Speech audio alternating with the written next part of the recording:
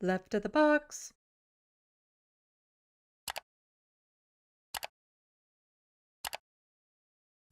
So, of course, now that he stepped down, all the other leaders need to say something.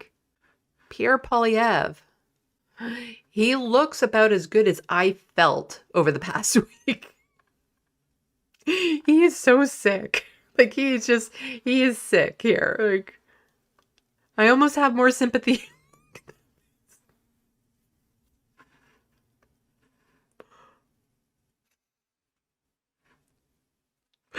He is so sick.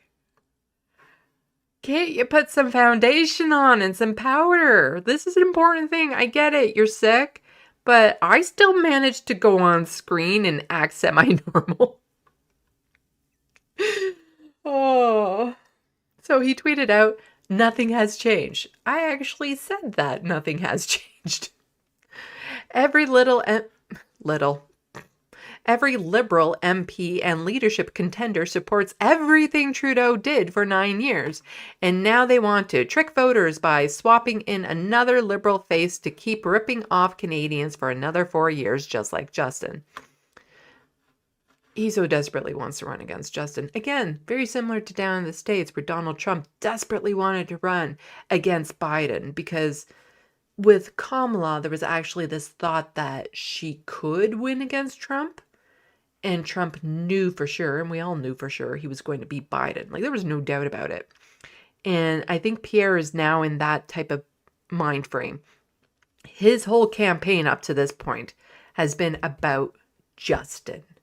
It's been about Justin Trudeau, the whole F Trudeau flags and things of that sort. It's been about the Justin Trudeau Liberals.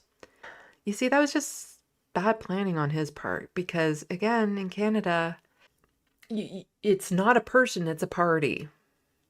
And so I get that he latched on to Justin Trudeau because he's become a very unpopular figure because there just becomes fatigue when we see the same person over and over again. And so he just kind of latched on to that to make Justin Trudeau the person that he was fighting. But if you're going to do this, you really have to impress. This is the Liberals. It's not just Justin. And so now he's struggling to, it's kind of like all the merchandise, as I think it was Mozart saying about all the merchandise and stuff. Yeah, it's all been made. All those people that spent so much money on the F Trudeau flags. Now what? Now what? But let's see what he has to say in his very sad looking state. Oh, I shouldn't laugh when somebody is sick.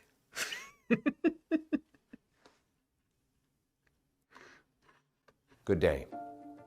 Canadians desperate to turn the page. You see, here now is a good thing that I didn't cover it in the day of because there's music going on in the background here. So if it was copyright issues, by now I would have known because the other people have posted these videos and they seem to be fine. So it should be fine with the music in the background. But just in case,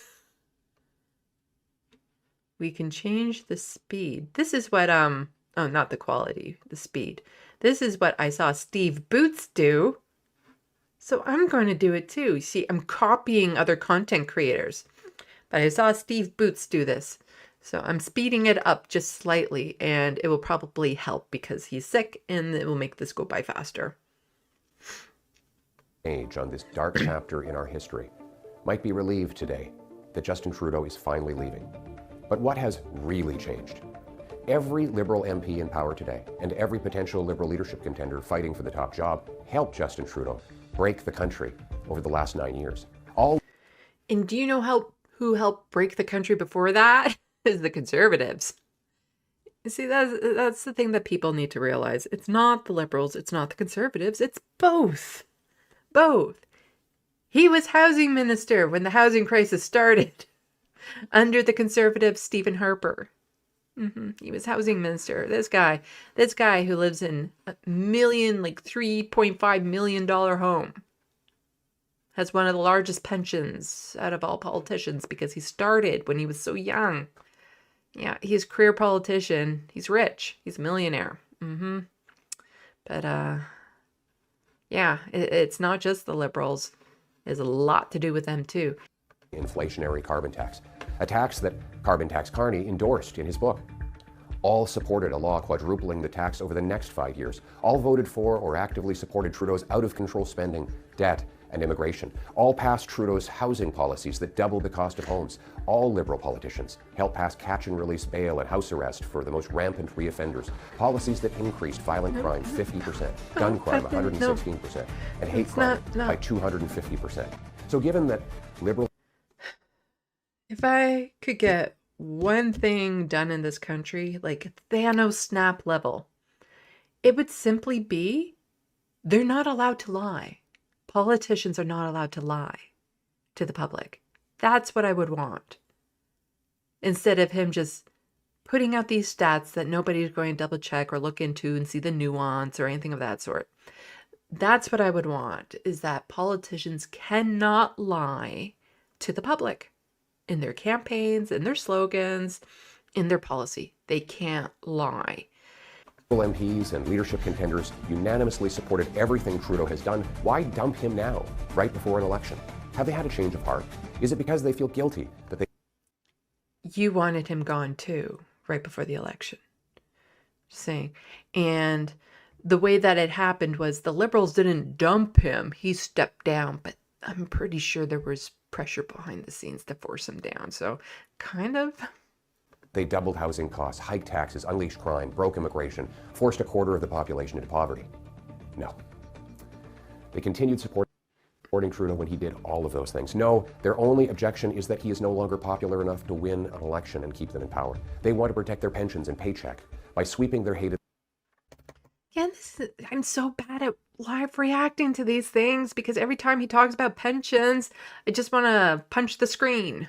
Not him, the screen, with his face on it, but not him. You know, I don't like violence. He has one of the largest pensions. He got his pension at like, what, 34, 32? The guy's rich. He's rich off of taxpayer money.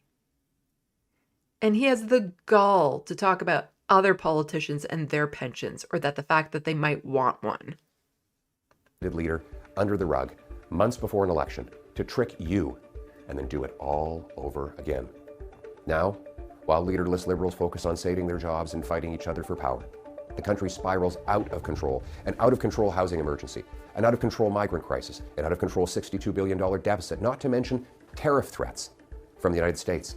Oh, and another NDP Liberal carbon tax hike kicks in this April 1st. Everything's out of control. And now the government is out of control. This cannot go on. We need a carbon tax election now to choose between the NDP Liberal costly coalition that taxes your food, punishes your work, doubles your housing costs, and unleashes crime and drugs in your community. Or common sense conservatives who will axe the tax, build the homes, fix the budget, and stop the crime. Canadians can take back control of their lives and their country. Take back control of our border. Take back control of immigration. Take back control of spending, deficits, and inflation. Take back control of our streets by locking up criminals, banning drugs, treating addiction, and stopping gun smugglers. We'll cap spending, axe taxes, reward build homes, uphold families, stop crime, secure borders, rearm our forces, restore our freedom, and put Canada first. All with one. All he does is ad-lib slogans. That is all. It's like he put them all in a hat and it's just the rapid fire pulling them out of the hat. Here's a slogan, here's a slogan, here's a slogan. Mission to bring home Canada's promise that every hardworking Canadian gets a powerful paycheck and pension that buys affordable food and homes on safe streets where all are united for the country we know and love. Canada first, Canada last, Canada always. Let's bring it home. Canada first, Canada last? And this was in their tweet. He had sent it out. Justin Trudeau claims he's a fighter. So why not exercise his legal right to call an election now and face me? So this is where it gets into like when Donald Trump was whining about Biden kind of stepping down. Or he was saying like, oh, no, the party is definitely throwing Biden under the bus. Biden should be the one that I'm up against. Biden. I want Biden back. Bring me back, Biden. This is him. It's like, Why can't Justin Trudeau run in the election? I already have, and he probably does, all the pre-made merch for something about Justin Trudeau. He probably already has like a lot of this merch made up about how he's going to fight Justin Trudeau and all this sort of stuff. And he knows he stands like he's going to win, but if they're playing it safe, they know he has a much better chance of winning against Justin Trudeau than anyone else. But that was the same for, Donald Trump and Biden.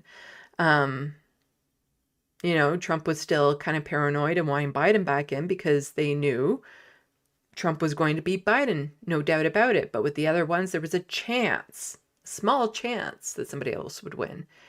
And from what I've seen from the Liberal Party, Pierre's got nothing to worry about. So then he says, because he's too weak and afraid. This guy is calling Justin Trudeau too weak and afraid? So the country now spirals out of control with a weak lame duck PM, while liberals fight each other for power. That's not happening. They're going to have a leadership race. Cowardly chaos. Sign here to call an election now. So he's kind of mad that Trudeau has prorogued Parliament. Because again, as long as Parliament is prorogued, they can't do a vote of no confidence. And so they can't force an election now, which is what he wants, because Pierre desperately wants to run against Justin. Desperately.